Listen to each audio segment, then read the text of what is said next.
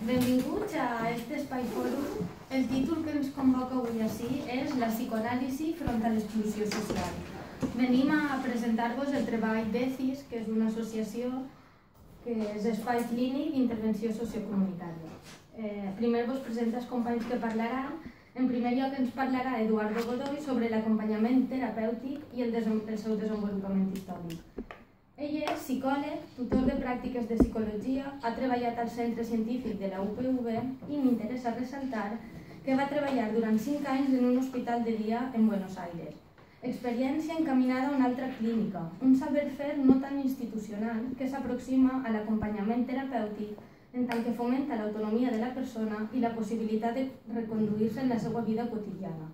Anys després, intenta mobilitzar i accionar l'acompanyament terapèutic com a pràctica terapèutica a València. Després intervindrà Emilio Giordano. Emilio és psicòleg, mediador familiar i actor de teatre. A més, s'ha format en teatre terapèutic, una bonica forma de convergir els seus desitjos en una ferramenta molt interessant per a la clínica. Un poquito más despacio porque no sabemos quién es Emilio. Ell ens parlarà d'ECIS, l'associació que hem creat per a fer acompanyament terapèutic. Per a que es feu una idea de com s'ha arribat a formar ECIS, us ho contaré ràpidament. El primer pas el va donar Eduardo, que va decidir sumar forces i es va reunir amb Jordi i Pilar. Entre els tres van armar i teixir un projecte que pretenia subvertir els efectes, millor dit, defectes neoliberals, que vivim arreu del món i en concret a València. L'exclusió social de molts col·lectius, la violència contra la dona, l'esclavització moderna de les persones immigrants, com per exemple en les TIEs, l'abandonament social i personal dels vells, els desnonaments de famílies senceres i un trist etc. Front a això, vam pensar l'acompanyament terapèutic com una forma de llaç social en l'època actual. Amb el projecte escrit es varen moure i el presentaren fins a 3 vegades en diferents instàncies. Para un momento, porque como hay un poquito de ruido.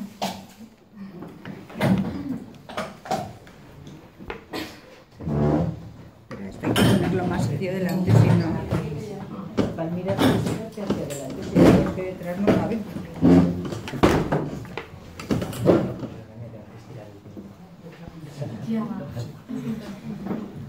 Hola, pasa.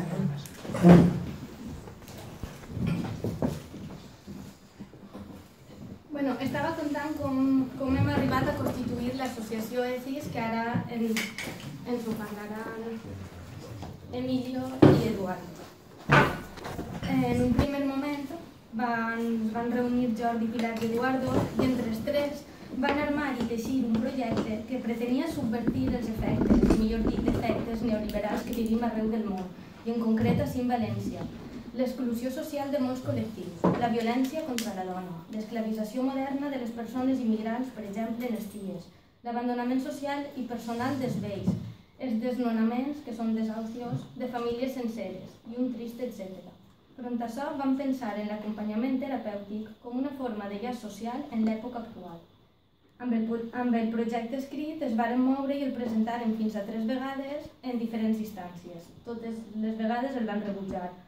Però no van desistir i sí insistir, una vegada més, ara en Impulsa.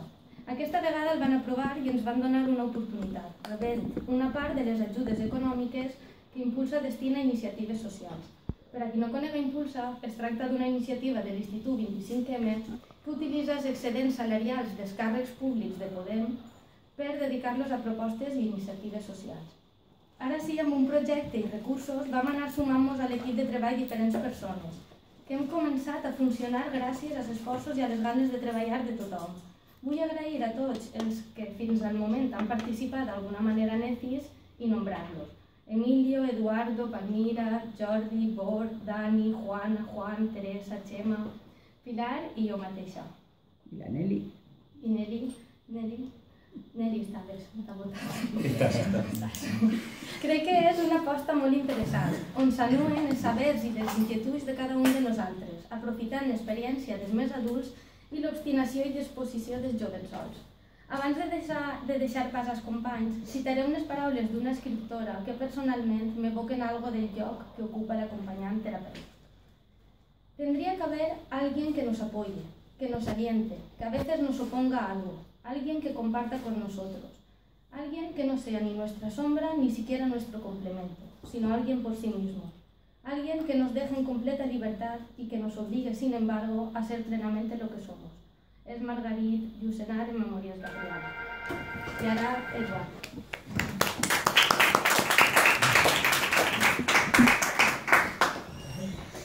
Bueno, buenas tardes a todos y bienvenidos a la charla de hoy del Foro Lacaniano de Valencia. Hoy en particular es un día especial para algunos de nosotros, para los que hace ya creo que más de un año venimos trabajando en este proyecto, ¿no? ESIS, que hasta hace poco solo era un proyecto, como digo, y que venimos trabajando en él hace más de un año, fue en sus comienzos un proyecto que llamaría personal, mío.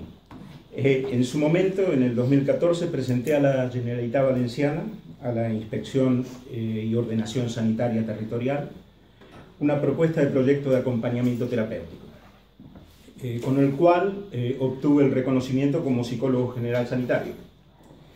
Pero ese proyecto quedó sin implementar por más de 8 meses por diferentes razones, ¿no? Ese proyecto luego fue la base de nuestra propuesta a las convocatorias de proyectos solidarios impulsados por Podemos, que ya comentó Marina, a través del instrumento Impulsados. Prepararlo fue toda una aventura, muchas reuniones, inicialmente entre Pilar, Jordi, Alemán y yo, y luego se fueron sumando otros compañeros como Nelly, Palmira, Dani, Borja y recientemente Marina y Emilio, que han aportado su dinamismo al proyecto.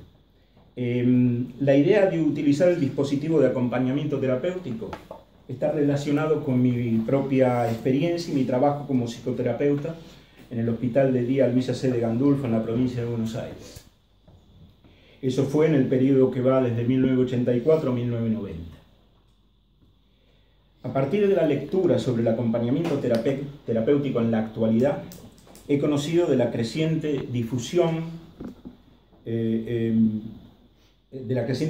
este dispositivo viene teniendo desde hace algunos años en diversas y distantes ciudades de la Argentina y Brasil en particular, así como también en otros lugares de Iberoamérica y del mundo, especialmente en España.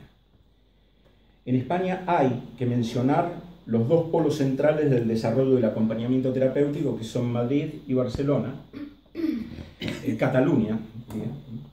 Aquí en España todo comenzó con Leonel Dosa, quien comenzó trabajando en acompañamiento terapéutico en San Pablo, Brasil, en 1986. En el año 1990 se trasladó a vivir a Madrid y empezó a trabajar con varios profesionales del ámbito de la salud mental, psicólogos, psicoanalistas, psiquiatras. Y en esa época en España el tema del acompañamiento terapéutico era desconocido por casi la mayoría de los trabajadores de la salud mental. En Madrid también hay que destacar la labor de Alejandro Chévez Mendelstein, psicólogo de la Universidad de Buenos Aires y también de la Universidad Complutense de Madrid, y docente en la Cátedra de Psicología Social, que desde el año 2002 trabaja en el desarrollo y difusión del acompañamiento terapéutico mediante la creación y dirección de programas y servicios en la Comunidad de Madrid, en el ámbito de la salud mental y la drogodependencia y la formación de acompañantes terapéuticos. En Cataluña, la llegada del acompañamiento terapéutico data de finales de los 70 y principios de los 80 aproximadamente, época en la que un grupo de jóvenes psicoanalistas, psiquiatras y psicólogos provenientes, la mayoría de Argentina, formaron el equipo llamado Camins. Pero no será hasta el año 1999 que se proponen varios proyectos de reforma de la atención de la salud mental, entre ellos el programa PSI, Plan de Seguimiento Individualizado, basado en el modelo de gestión de casos, que atiende a cada usuario en su entorno habitual, coordinándose con el resto de recursos. Esto era algo así como el comienzo de un tipo de acompañamiento terapéutico.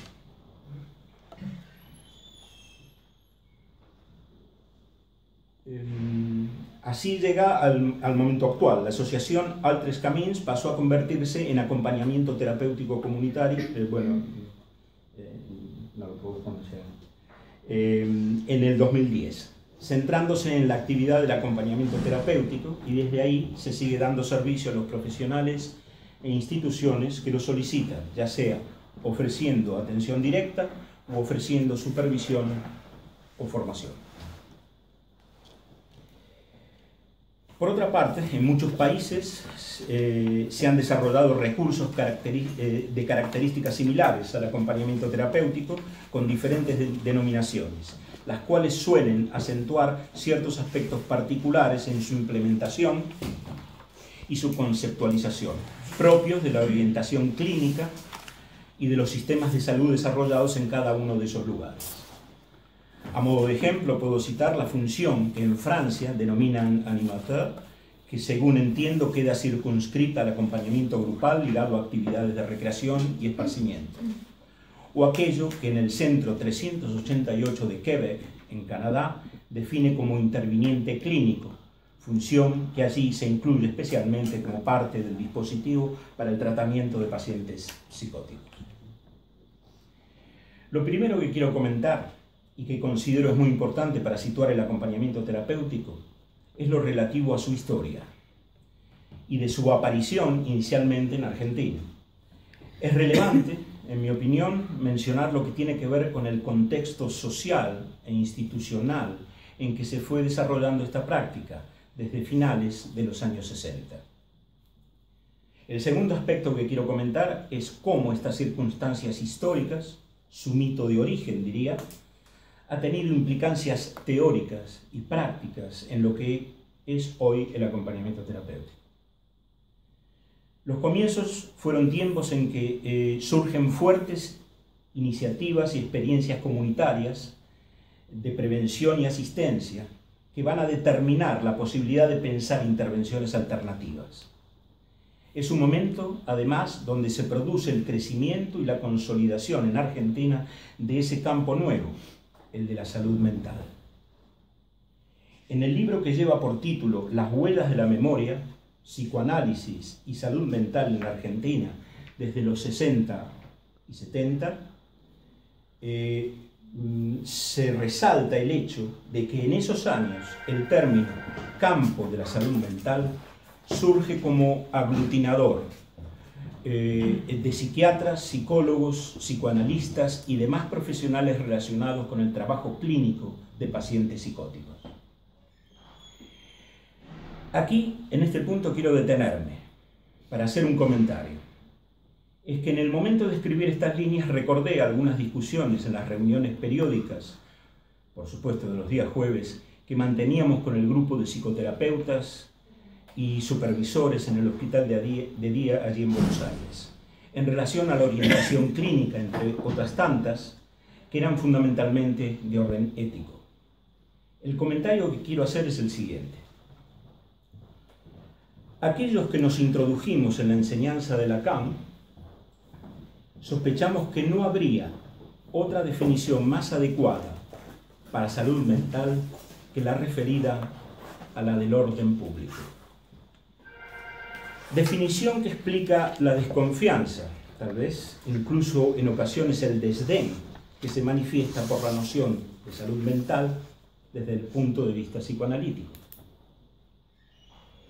Como dijo Jacques-Alain Miller en la conferencia con que clausuró las segundas jornadas del campo freudiano en Andalucía, jornadas sobre salud mental y psicoanálisis, y que tuvieron lugar en Sevilla en el año 1988, cito a Miller que dice: llegados a este punto, podemos tomar una posición unívoca con respecto a la relación entre psicoanálisis y la salud mental.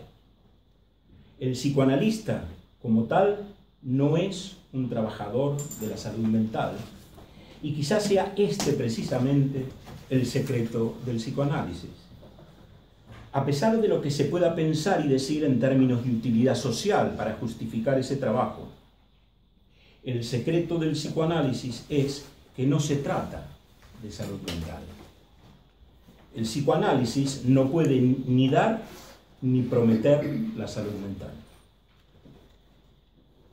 Termina la cita de Miller. No obstante, esta cita de Miller, les pido que mantengamos esta cuestión en suspenso por un momento para poder situar el propósito y las posibilidades del acompañamiento terapéutico. Bien, esta nueva corriente se proponía superar un modelo centrado en la hospitalización del enfermo como única forma de asistencia a otro en el cual se pudiera abordar esta problemática de una perspectiva diferente, más social. El acompañamiento terapéutico surge exactamente en ese periodo, en una fecha indeterminada, como como herramienta clínica que se inscribe en una búsqueda cuyo propósito no era otro que intentar subvertir los lineamientos por entonces imperantes y hegemónicos del modelo manicomial. Esos eran momentos de intensa convulsión política y social, tanto en Argentina como en distintos países del mundo occidental. Y fueron el terreno propicio para la puesta en marcha de toda una serie de experiencias que a partir del fuerte impulso de la psiquiatría dinámica, la antipsiquiatría y fundamentalmente el psicoanálisis, comenzaron a dar consistencia a la idea de que era posible un tratamiento más allá del control social. Este movimiento de apertura fue generando las condiciones para la implementación de novedosos dispositivos de atención ambulatorios. Entre esos dispositivos hay que mencionar la creación del hospital de día, correlativo de una nueva significación de la locura y de las renovadas expectativas sobre lo que es su tratamiento. Se puede rescatar de la literatura de esos tiempos lo que implicaron esas experiencias iniciales en relación al hospital de día. La incidencia que han tenido para el tratamiento de pacientes con trastornos graves, el desarrollo de diversos recursos institucionales, junto a las polémicas planteadas entre distintos paradigmas en pugna en ese momento, en el campo de la salud mental, y la compleja interrelación entre los problemas teóricos y clínicos que ellos suscitan, como es, por ejemplo, la línea divisoria entre psicoanálisis y psiquiatría. Las posiciones de la antipsiquiatría, los avances de la psicofarmacología, etc. Siendo todos ellos factores que atraviesan la función del acompañamiento terapéutico desde sus inicios y que han dejado su marca en la modalidad que ella fue adquiriendo. Por mi parte, el repensar esta historia, destaco que la inclusión del acompañamiento terapéutico en dispositivos de asistencia que responden a concepciones distintas y a veces hasta contrapuestas, nos habla de la gran plasticidad y la potencialidad de este recurso terapéutico. No obstante, quedan a la vista también a partir de ello las divergencias, tanto éticas como técnicas, acerca de su implementación, que han llevado incluso a que su práctica sea confundida con actividades con las cuales se interrelaciona el acompañamiento terapéutico. Y destaco la palabra interrelaciona, porque el trabajo interdisciplinario en el acompañamiento terapéutico está en sus fundamentos.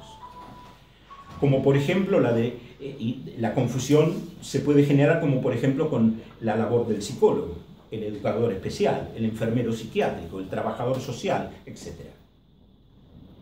Es posible decir entonces que en los comienzos se había partido prácticamente de una experiencia, la llamaría al natural, dado que todo lo publicado hasta ese momento sobre el tema se reducía a un único texto, situado en una posición clínica bastante controvertida, y a un puñado de artículos desperdigados en revistas y suplementos de psicología que no alcanzaban a conformar un corpus teórico que diera cuenta de la especificidad de este recurso terapéutico. A partir de la lectura de esos primeros libros y artículos surge una pregunta. ¿Se podría elaborar respecto de la función y las intervenciones del acompañante terapéutico un manual para definir de antemano los postulados generales necesarios para implementar en cada situación nuestra intervención perfecta? Tal interrogante tiene una implicancia muy fuerte en términos de la posición ética, desde donde se puede dar una respuesta a esa pregunta, dado que plantea la necesidad de un pronunciamiento respecto de cierta cuestión que le es esencial y que es el modo de posicionarse en relación al saber. A mi criterio, la función del acompañante terapéutico solo puede definirse en conexión con la estrategia de un tratamiento. Pero hay que aclarar qué se entiende por estrategia. ¿Hay una sola estrategia posible en el desarrollo de un tratamiento? La pregunta por los diferentes modos de concebir una estrategia de abordaje clínico justamente nos obliga a volver sobre la problemática que hace unos instantes comenzáramos a introducir respecto a las diversas formas de posicionarse en relación al saber. Hay que decir que esto viene de la mano de una tradicional oposición que esquemáticamente podríamos establecer entre el modelo médico y el modelo del psicoanálisis. Para plantearlo voy a citar a Oscar Mazota, que para quienes no lo conozcan fue un intelectual argentino de trayectoria en diversos campos del saber y reconocido mundialmente por ser el responsable de introducir la enseñanza y la práctica de Jacques Lacan al idioma castellano. En esta cita Oscar Mazota dice: hay un saber médico, el que se aplica, es obvio, a los objetos de su campo, mientras en psicoanálisis es el lugar mismo del saber de lo que se trata. En el sujeto llamado paciente está en juego una relación del goce, el deseo y la pulsión con los objetos de su saber. Sería un mal médico quien ignorara la evolución y el tratamiento de ciertos males determinados, pero sería un pésimo psicoanalista quien pretendiera saber sobre esos objetos, mientras que le son enigmáticos y de los cuales el paciente pretende ya saber en el sentido de la función. Termina la cita de Oscar Mazota. Estas distintas posturas que él señala respecto del saber suelen traslucirse en el trabajo clínico, en los diversos modos de concebir el diseño de una estrategia de tratamiento, siendo esto algo que va a tener consecuencias directas en la configuración de la función del acompañante terapéutico. De este modo, una de las formas de considerar el concepto de estrategia es a partir de pensar que ésta supone un saber previo de parte del terapeuta acerca de la dirección que debe seguir un tratamiento, lo que es correlativo al conocimiento de que asimismo se debería tener acerca de la evolución que tendrá el paciente, a partir de un diagnóstico también determinado de antemano. Consecuentemente, desde esta perspectiva, el acompañante terapéutico también deberá saber cómo intervenir en cada situación, cómo manejar al paciente, quien de este modo pasa a constituirse no como sujeto, sino como objeto de un tratamiento que le será impuesto. Según este criterio, las funciones del acompañante terapéutico también podrán ser definidas a priori. Por un lado, ¿qué sería una clínica orientada a la estandarización y generalización de sus conocimientos, sus métodos y sus objetivos terapéuticos? Y por otro lado, aquello que podríamos denominar una clínica del caso por caso. El hecho de que un acompañante terapéutico se incluya en un dispositivo que responda a una u otra posición no dejará de tener consecuencias respecto de la orientación en que ese trabajo, el de los acompañantes terapéuticos, se habrá de desarrollar, al igual que de los resultados que de tal intervención puedan esperarse. Desde mi punto de vista, la función que un acompañante terapéutico desempeñará en el transcurso de un tratamiento resultará muy difícil y con frecuencia incluso inconveniente. Inconveniente definirla completamente a priori. A partir de un lineamiento general, como algo estereotipado y universalizable, más allá de la articulación circunstancial del encuadre o la orientación del trabajo clínico con un paciente en particular. Por el contrario, por mi experiencia clínica con pacientes ambulatorios en el hospital de día, tengo la convicción de que el lugar del acompañante terapéutico solo podrá definirse en base a la estrategia puesta en juego en determinado momento del tratamiento de un sujeto, solo a partir de cuya singularidad podrá ir esbozándose con alguna precisión aquello que permitirá ordenar las intervenciones del acompañante, tanto como la de los demás integrantes del dispositivo. Podemos decir que el acompañante terapéutico, al menos, necesita estar advertido acerca de cómo no intervenir.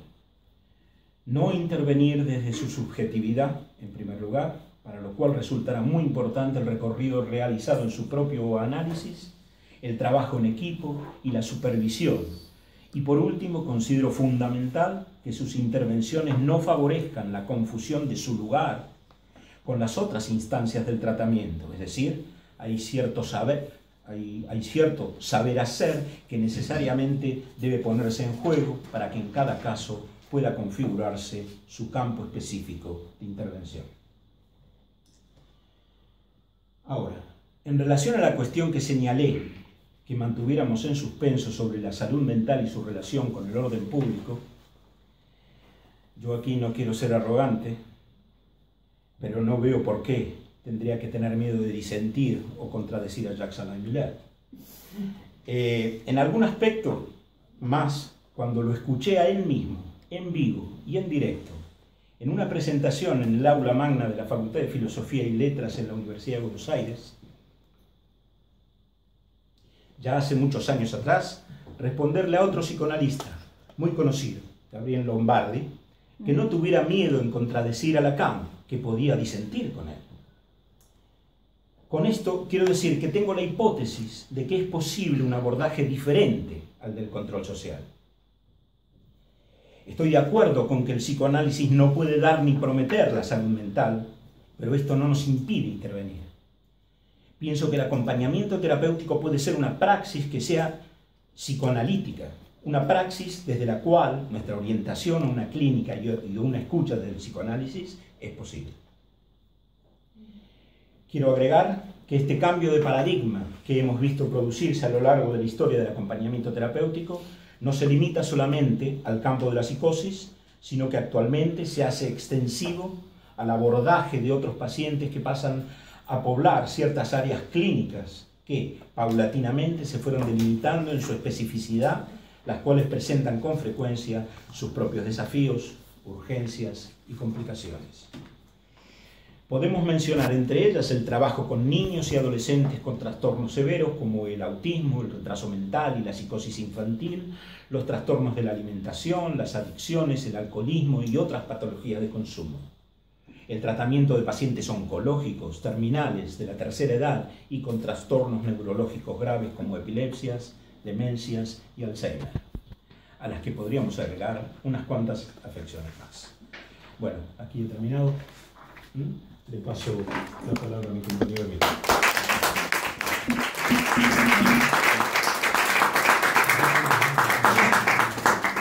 Gracias al Colegio de Clínica Psicoanalítica de Valencia por permitirnos este espacio y este tiempo para dar a conocer nuestra asociación, ECIS, ¿vale? Bueno, ¿qué es ECIS? ECIS, ¿vale? Las siglas significan Espacio Clínico de Intervención Sociocomunitaria. ECIS es una asociación, no es una ONG, no es una empresa. En principio somos una asociación sin ánimo de lucro y de libre pertenencia.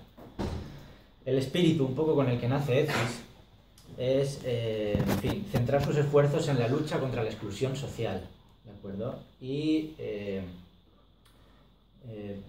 fin, para empezar esta lucha nos basamos en el principio de participación, es decir, la participación para nosotros está en el corazón mismo de la red que pretendemos establecer con nuestra actividad, que intentará generar espacios donde las personas y colectivos específicos puedan demandar un acompañamiento en las situaciones que los afecten directamente.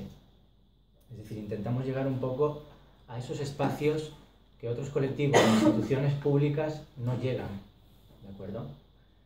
¿Qué queremos desde ECIS? ¿Cuáles serían los fines de la asociación? Pues bien, en primer lugar, hablamos del discurso analítico, ¿vale? Desde EFIS, como reza en el cartel de presentación, ¿vale? Nosotros partimos desde, bueno, una base psicoanalítica, ¿vale? Una línea psicoanalítica.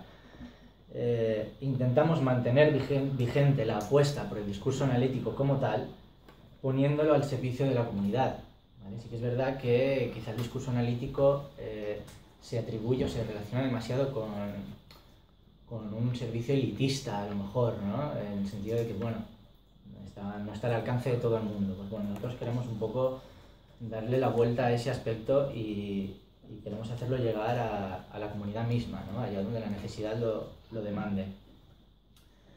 Colectivos, actuar con colectivos, ¿vale? Nuestro trabajo, nosotros no nos vamos a inventar nada, no vamos a crear un tratamiento como tal para el paciente. El paciente ya vendrá con su tratamiento, ya vendrá con sus atenciones en salud pública, con otros colectivos. Entonces, un poco nosotros lo que queremos es actuar en red con esos colectivos, coordinarnos con ellos, ¿no? Con estos colectivos que trabajan en la lucha también con nosotros contra la exclusión social, por motivos propiamente sociales, por discapacidad intelectual o por enfermedad mental, pretendiendo avanzar hacia una sociedad más justa, igualitaria y equitativa en materias de inclusión social y salud mental. Condiciones de vida. Pretendemos mejorar las condiciones de vida de las personas, de estos colectivos en situación de exclusión social y de enfermedades mentales graves, bajo la perspectiva de género. Queremos desarrollar una nueva forma de acción más ciudadana y participativa, ¿vale? Esta es una de las bases de EFIS, la participación, el trabajo en red, partiendo de la consideración de que estos colectivos son el síntoma y son los depositarios de los aspectos alienados de nuestra estructura social. Pensamos que brindar atención a estos colectivos es adjudicarle un rol nuevo, el de agente de cambio, y transformarnos nosotros mismos en elementos de ese cambio. Todos estos colectivos que surgen para cubrir estas necesidades sociales surgen precisamente por esa necesidad social que no queda cubierta a nivel público, ¿no? Y que pues casi por fuerza son esos movimientos, ¿no?, más comunitarios o sociales los que vienen a cubrir esa función. Luego, otro aspecto, promocionar el voluntariado social con personas en situación de exclusión por motivos propiamente sociales, por discapacidad intelectual o por enfermedad mental, ¿vale? También intentamos un poco pues, este efecto de movilización en la gente, ¿no? De que, en fin, pretendemos establecer una red de atención solidaria de psicoanalistas y amigos del psicoanálisis por el cambio, que ponga a disposición de colectivos con riesgo de exclusión social recursos ciudadanos como son el saber profesional y el tiempo disponible, a través de una herramienta clínica diferenciada, la práctica del acompañamiento terapéutico y la intervención clínica personalizada. Luego, acompañamiento terapéutico. Sostener la especificidad del acompañamiento terapéutico como práctica multidisciplinaria. Como nos explica Eduardo, el acompañamiento terapéutico es una práctica que, en fin, está ahí un poquito entre, es lo que decía él, ¿no? No se puede hacer un manual sobre el acompañamiento terapéutico como tal, porque va muy en función de las propias necesidades del entorno y de las demandas del propio acompañado. En ese sentido, ¿no?, aborda mucho lo particular, lo cotidiano de cada caso. Con lo cual, bien, estos aspectos que serían especificidades del acompañamiento terapéutico, pues bien, buscamos sostener esta especificidad que tiene como propósito, como bien ha dicho Eduardo, subvertir los lineamientos institucionales del control social y propiciar una clínica en un espacio no tradicional, la comunidad. Bien, si hablamos de objetivos en EFIS, aunque bueno, ya hemos hablado un poco de los fines de la asociación, que va un poco por ahí, ¿no? En fin, básicamente es la lucha contra la exclusión social y trabajar en red, ¿de acuerdo? Para eso, bueno, los dos objetivos claros que por lo menos por donde se empieza, ¿no?, cualquier lucha contra la exclusión social, lo primero es contactar, contactar y colaborar con todas las organizaciones que hoy trabajan en el terreno con colectivos en riesgo de exclusión social, así como entidades públicas o concertadas, y dar a conocer nuestra iniciativa de acompañamiento terapéutico e intervención clínica. El segundo objetivo sería intervenir.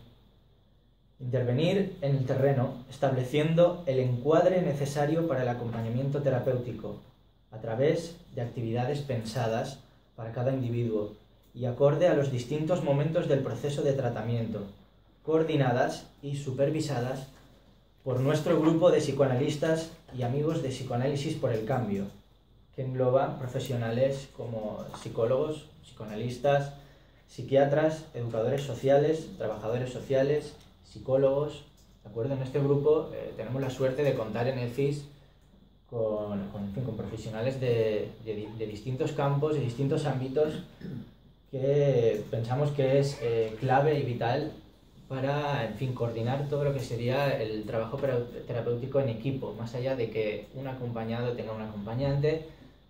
Este acompañamiento tendría un equipo terapéutico que coordina y supervisa todas estas actividades planteadas directamente a las necesidades del acompañado. Luego, por situarnos un poquito en el contexto territorial, ¿vale? Un poco en el marco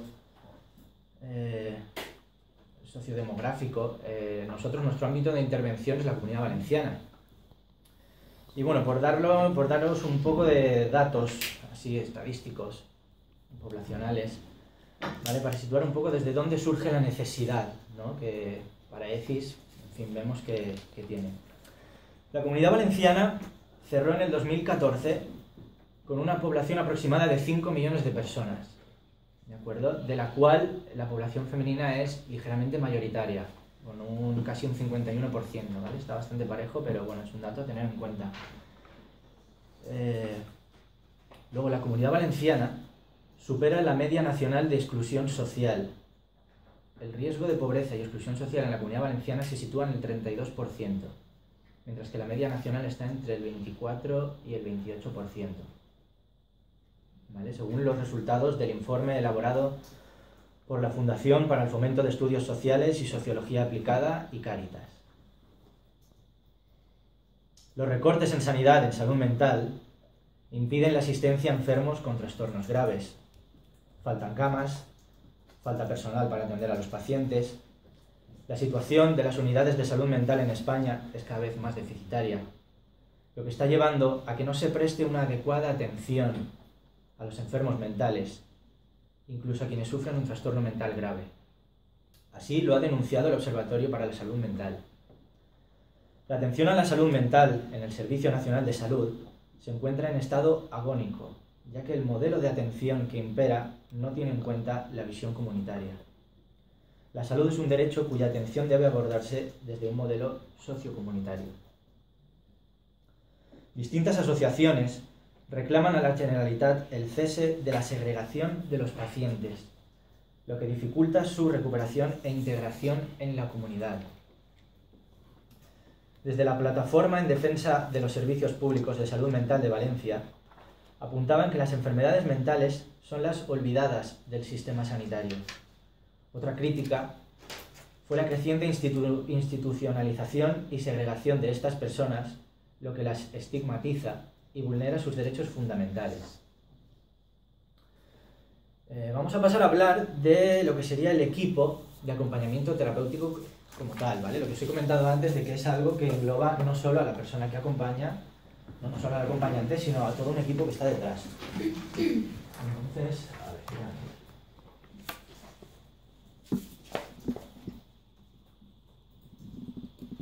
para hacer un esquema integrador, el acompañado.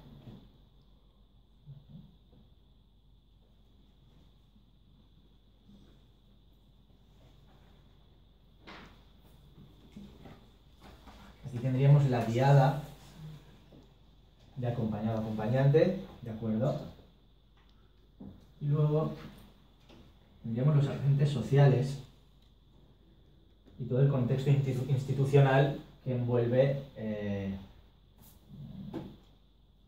estadiada, más concretamente el acompañado, ¿no? Porque el acompañado, digamos que si viene a nosotros, viene ya derivado de ciertos servicios, es decir, ya ha recibido una atención, ya, en fin. Entonces tendríamos aquí como posibles elementos servicios sociales,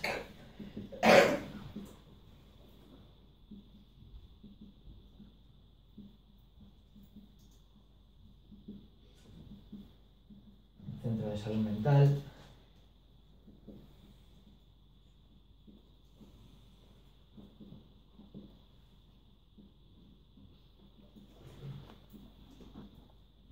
equipo terapéutico, las ONGs,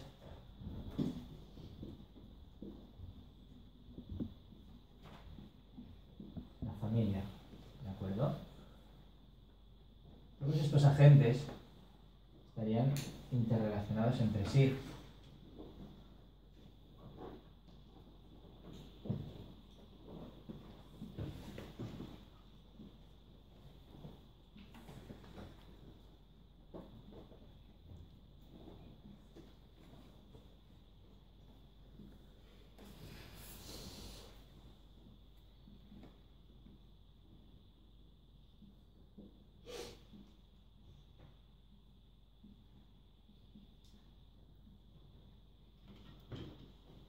¿De acuerdo? Este sería un poco en el sentido de que, más allá del acompañado y del acompañante, hay toda una serie de agentes alrededor, que son ONGs, como parte de estos colectivos sociales, el equipo terapéutico, propio de ECIS, el centro de salud mental, en el cual recibe su asistencia pública, servicios sociales, en el aspecto más social, y la familia. ¿Qué ocurre? El acompañamiento no es solo esta relación, implica a todos esos agentes, ¿vale? Trata de movilizar y de implicar a todos estos agentes y coordinarse con ellos, ¿de acuerdo? Bien. Funciones del equipo de acompañamiento terapéutico. Pues bien, dentro de lo que sería el funcionamiento del equipo terapéutico, tendríamos, bueno, en un primer lugar, lo que sería el acompañamiento como tal, el acompañamiento terapéutico.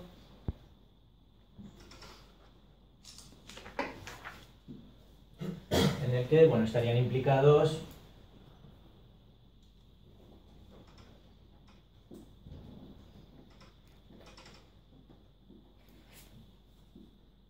el acompañante,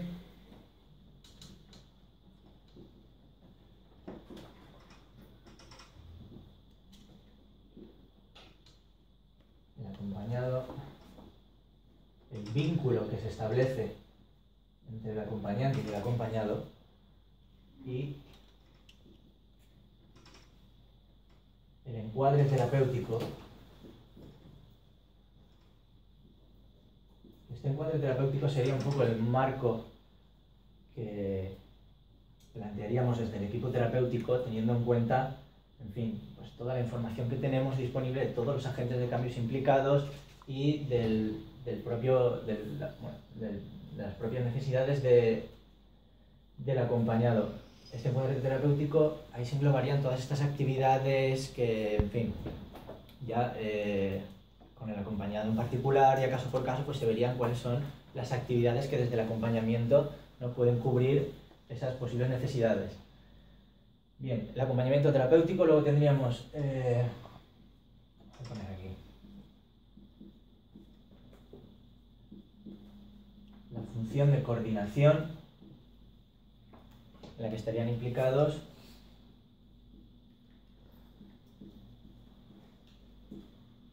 el equipo terapéutico,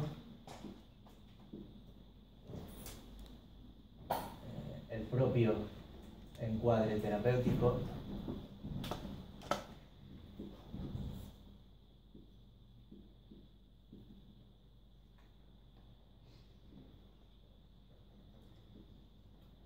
y el acompañante.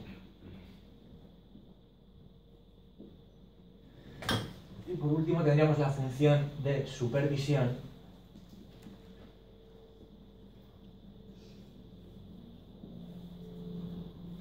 en la que estarían implicados el acompañante,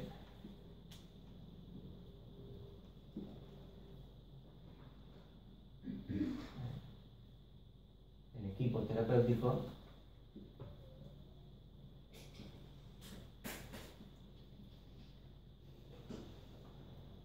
y la relación entre el acompañante y el propio equipo terapéutico.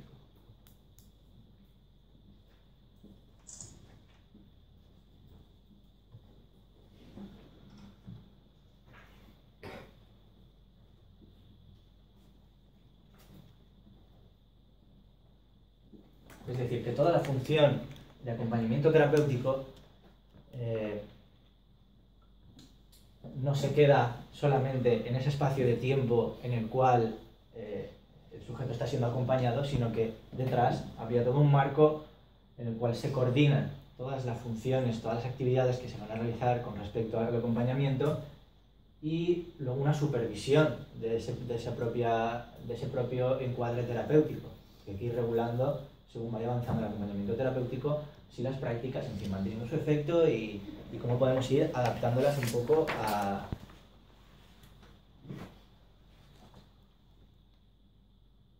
la situación, ¿no?, de cómo se va desarrollando.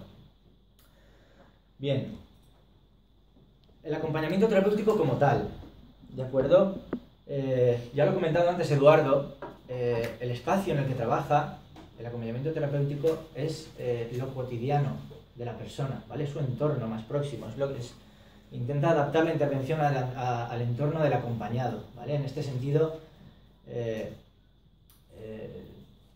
tiene esta diferencia, ¿no?, con otros servicios, con otros agentes, y es que el acompañado no tiene por qué acudir a un sitio, ¿no? No tiene por qué moverse él para ir, es decir, no, ahí ya, quiero decir, él puede tener acceso a ese servicio, pero puede no disfrutar de él por lo que sea, y si no acude, no recibe ese servicio, no le llega. Entonces, ¿qué ocurre? Pues de este modo el acompañamiento terapéutico puede llegar, si la montaña no va a Mahoma, si Mahoma no va a la montaña va a Mahoma, ¿no? En este sentido, nosotros intentamos llegar, ¿no?, a ese espacio, queremos evitar ese aislamiento del sujeto, que aunque pueda contar con recursos, no siempre funciona, ¿no?, por cosas que pueden ser ajenas ya a los propios servicios que se están ofreciendo. El acompañante terapéutico es un profesional que realiza su labor fuera de los contextos psicológicos, psiquiátricos e institucionalizados, hospitales psiquiátricos, centros de día, consultas, etc., centrándose en el propio ámbito del paciente. Más especificidades del acompañamiento terapéutico. ¿Qué se intenta conseguir con esta práctica? Bueno, lo que se intenta es prevenir la exclusión social en ese sentido, ¿no?, de que la persona que necesita recibir esos servicios o esa atención no se quede excluida del sistema, ¿no? De algún modo queremos evitar ese aislamiento. Luego, en el acompañamiento terapéutico el paciente es concebido como sujeto. ¿Qué quiere decir? Con sujeto queremos decir que esto va más allá del paciente que entra, que viene con su diagnóstico, con su evaluación y al final eres un historial clínico. Para nosotros el acompañado no es solamente un historial o un diagnóstico, es un sujeto, es una persona que tiene sus afectos, su entorno, su espacio, su familia, en fin, tiene todo su entorno y son todos elementos que forman parte de su día a día y de su cotidianidad. Con lo cual se basa, el abordaje profesional del acompañamiento terapéutico se basa pura y exclusivamente en las reglas de una correcta y consensuada labor terapéutica, enfocada y puesta en marcha conforme a cada caso particular. Aquí hablamos del encuadre terapéutico, ¿vale? Es una labor consensuada que a través del equipo terapéutico, en fin, se establecen estas actividades que se van a llevar a cabo conforme a cada caso particular. No hay un modus operandi a eso es a lo que vamos, ¿no? El trabajo es muy in situ. Más cosas. El acompañamiento terapéutico se enmarca dentro de un equipo multidisciplinario, es decir, no solo dentro del equipo terapéutico hay profesionales de distintos ámbitos, sino que además queremos entrar en contacto, ¿no?, con todos esos agentes de otras disciplinas, como hemos dicho, en psiquiatría, psicología, en fin, servicios sociales, para trabajar en red y coordinarnos. Luego, ¿a quién está destinado el acompañamiento terapéutico? Pues bueno, como nos ha avanzado antes un poco Eduardo, hemos hablado de enfermedades mentales graves, de pacientes con problemas de drogadicción, de alcoholismo, ¿de acuerdo? Nosotros, bueno, hemos recogido unos cuantos, como pueden ser, bueno, nosotros queremos trabajar desde la infancia y de la adolescencia, pasando por problemas de desarrollo, retraso mental, autismo, discapacidades mentales. En adultos, pues desde psicosis a trastornos depresivos mayores, bipolaridad, esquizofrenias, enfermedades mentales graves. En la tercera edad, pues bueno, gestión emocional, capacidades cognitivas, psicomotricidad, tratamiento de la autoestima. El tema de adicciones también, drogodependencias, alcoholismo, violencia hacia las mujeres, sujetos invisibles, con mayor vulnerabilidad ante situaciones de rechazo y discriminación por parte del resto de la sociedad, y refugiados e inmigración, ¿de acuerdo? Un acompañamiento y tratamiento postraumático para inmigrantes que huyen de gravísimas crisis humanitarias. Bien, y luego, por recoger un poco lo que ha adelantado Marina al principio, que bueno, este proyecto nace de un proyecto personal, al principio de Eduardo, pero bueno, que hoy estemos aquí, además de que es fruto del trabajo colectivo, ha sido posible, entre otros agentes, al apoyo económico inicial de la iniciativa Impulsados del Instituto 25M para la Democracia, del partido político Podemos, que destina un excedente proveniente de la limitación salarial de sus cargos públicos a obras con fines sociales, y que bueno, nosotros desde CIS tuvimos la suerte de recibir, digamos, esa ayuda y nos ha permitido poner en marcha este proyecto y estar presentándolo hoy aquí. Así que, bueno, todas las preguntas, cuestiones que tengáis.